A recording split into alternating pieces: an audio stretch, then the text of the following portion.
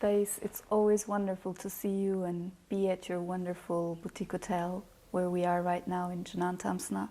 Met you here many years ago, and I know that you're working on many things. You're a personality with many hats, and there's so much to talk about. And I have a lot of questions for you, but you know, one of the things I'm very interested in getting to know is your music. And I'm wondering, what are you up to with your most recent engagements?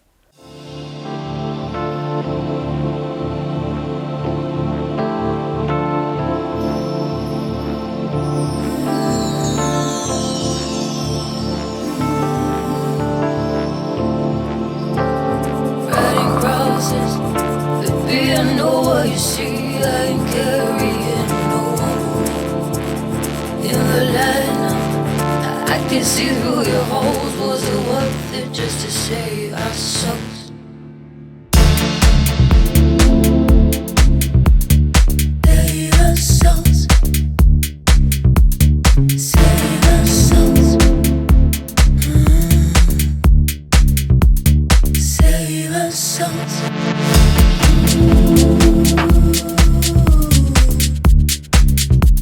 Save our souls.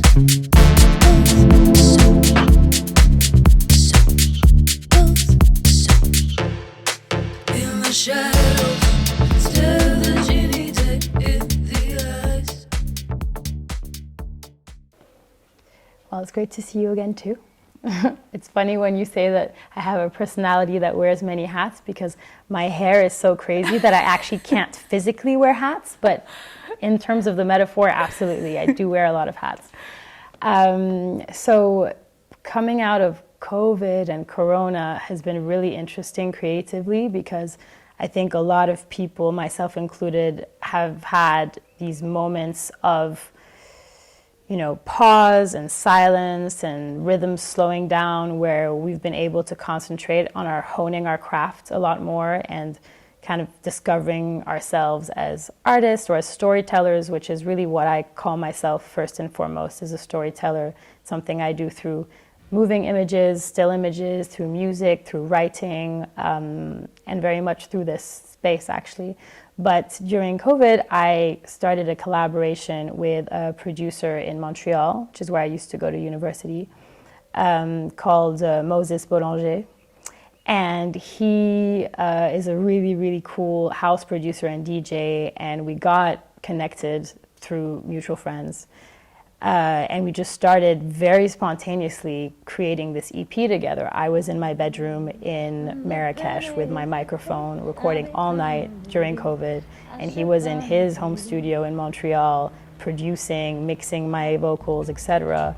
And we did one song, and then the next, and then the next, and then all of a sudden this concept started to emerge.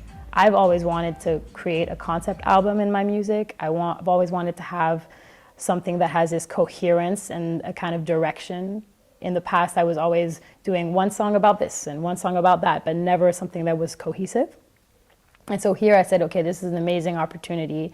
You've never done a full project. I've never done a full project. Let's do this. And thinking so much about the way that we were so kind of stagnant in some ways during those couple of years, I thought, what's something that people have universally had on their minds for this time? And for me, it was what in French we call évasion, escapism.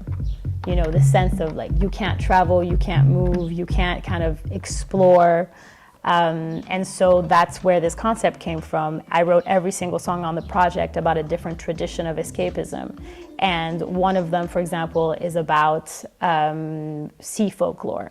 One of them is inspired by The Matrix. One of them is inspired by the kind of zone that they talk about in anthropology that you enter when you're gambling or playing video games. You know, you don't have, there's like in a casino, there's no windows, so you don't know what time of day it is. In a video game, you're kind of sucked into this space, this weird kind of technological mental space. So basically every song is an exploration of a different one of these ways that we as human beings escape for whichever reason, whatever reality we're currently in. And I think it's something that a lot of people did, if not all people did, during those 2 years. And that's how that emerged. Baby, what can I say? I'm gonna go on today. I'm gonna ride it on. Baby, what I do, what did I say? I would deserve it in this way. No, no, what did I do? What did I say? No, no, what did I do to deserve it, baby? Feel this way. These days we really don't need. Went from nothing but love to all about that essence. About time we get someday. Saw you picking up my pieces.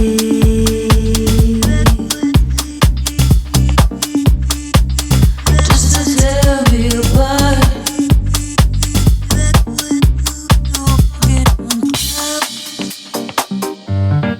I'll take the high road.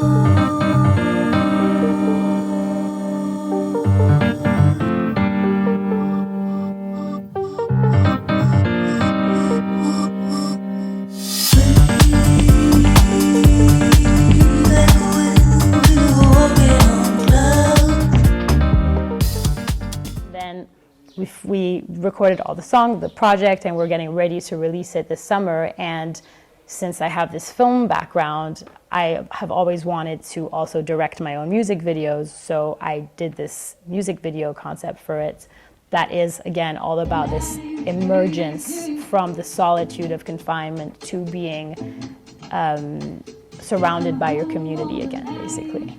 And how that feels. Basically, the video is I just want people to understand or be reminded how wonderful that feels, you know. So yeah, and we shot part of it here, obviously. That was like my side of the story, and the other side was shot in Montreal and in Paris, and I directed it long distance, so that was technically quite difficult, but it's been an amazing process, and it's really all comes down to storytelling, which is the thing that I do the most naturally, and yeah, I'm excited to share this.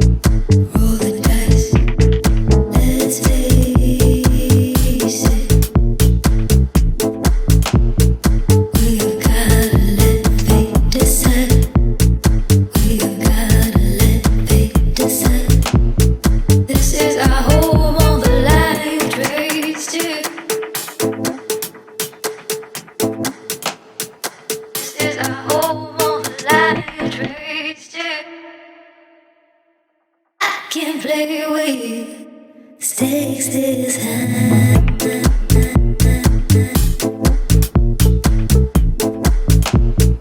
This is our home on the life trace to.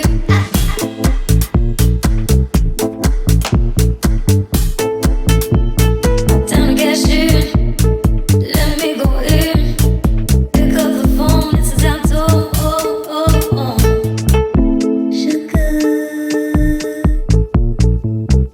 Sugar.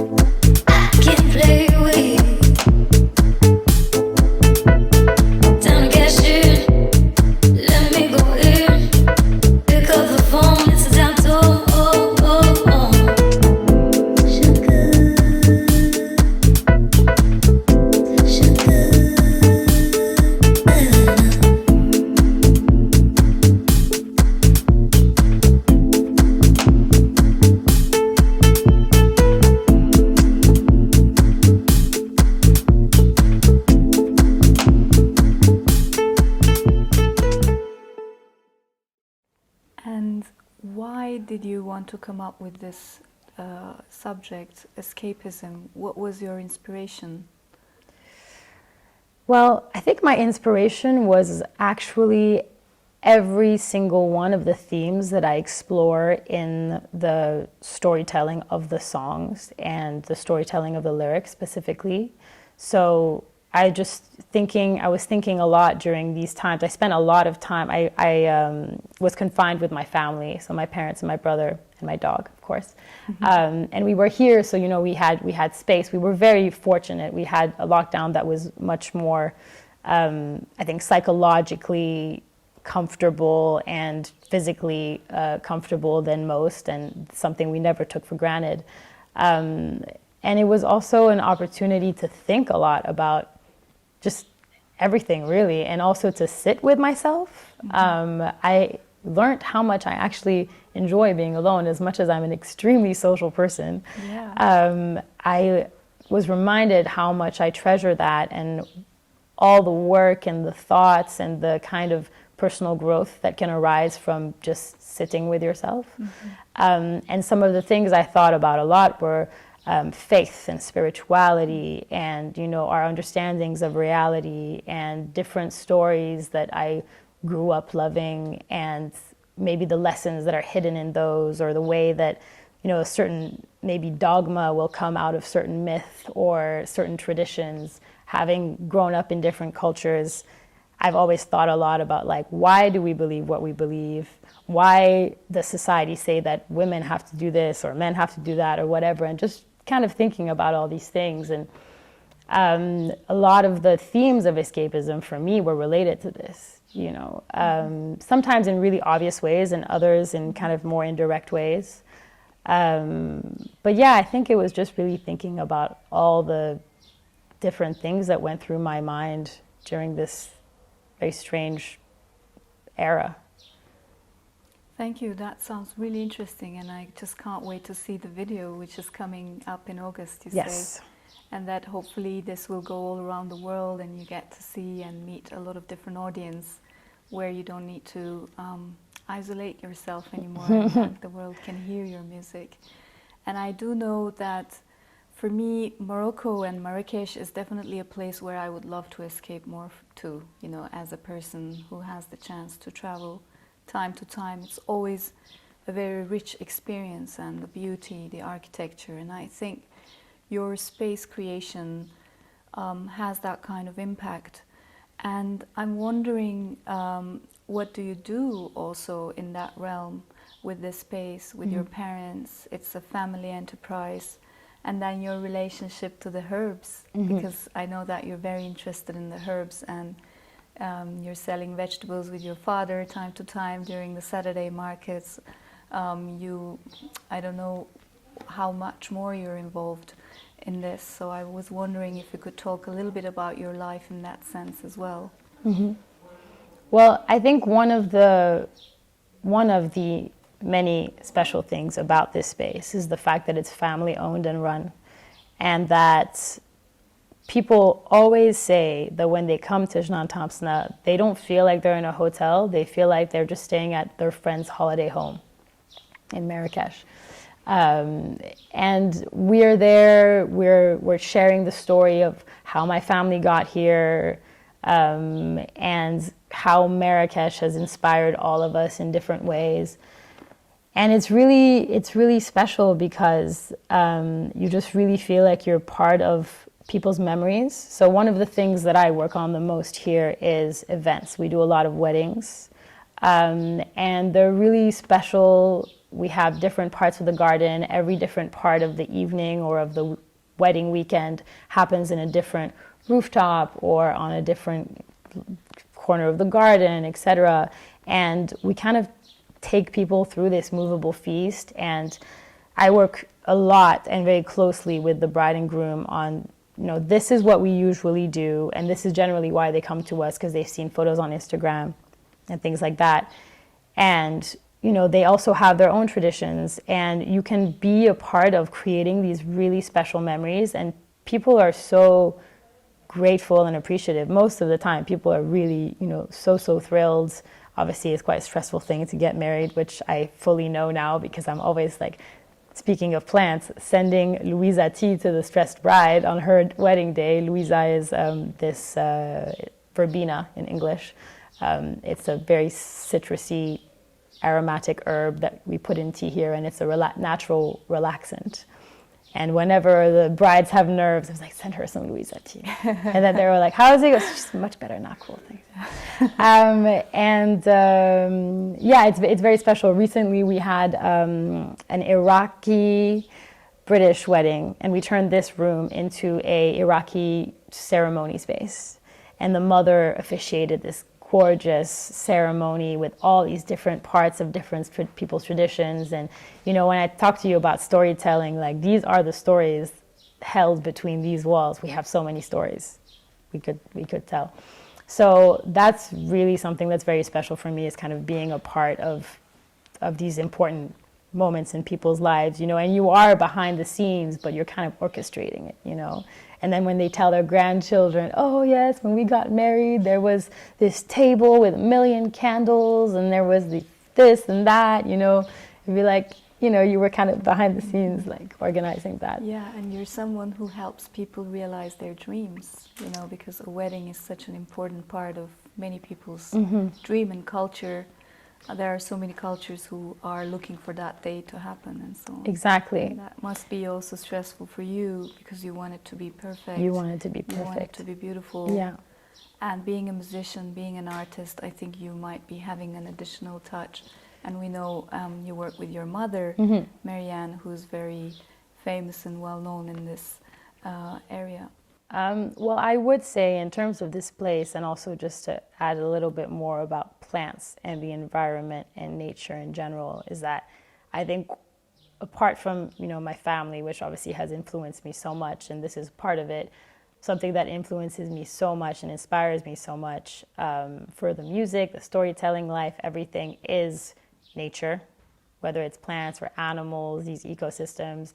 And one of the things that I am the proudest of about this space, Jnane Tamsna, is that we work so hard and yet so naturally in sync with our environments. And I think very much remembering that at the end of the day, we as humans are guests in this land. And, these plants and these birds and these turtles, like they are actually the real hosts, like we may have a hotel, but it's actually their house, and, my father, has this commitment that, really pervades the whole project, which is about, having drought-resistant gardens and growing things that are local, or that are just like acclimatized to this climate, and the fact that we have issues with water, less and less water in many parts of the world, including this region.